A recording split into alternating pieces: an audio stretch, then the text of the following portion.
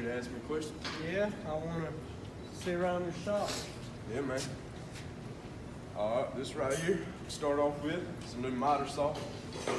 It's an old D-bolt. It broke a couple weeks ago. We had to send it off and get fixed. It's good as new. Alright. We got a new torture system down there in the back, right in front of it. You got a new cutting press. We had to send it off also. It's about a year old, so it's worth its work. And on the floor, we just laid down some new paint about 3 or 4 days ago. It's a little bit dirty, but shows you how hard we work. Alright. If you don't mind me showing you one of my employees, you get a little bit of information about our work. Not at all. Hey, Bubba. Hey, bud. How's it going? Good. What's up with the twitching, man? It's on medication. Medication. Cody.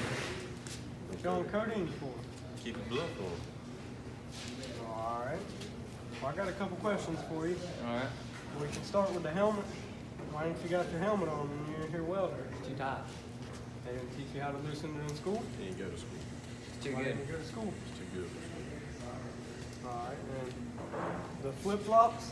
His feet made of iron. Alright, well if his feet are made of iron, why does he got his jacket unbuttoned? It's too hot.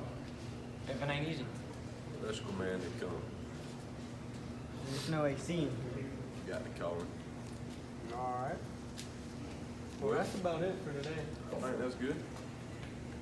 Alright, I'll Nice. take it easy. You too, man. Hello, my name is Hunter. In this short video you saw the improper way of welding safety. Let me show you the proper way.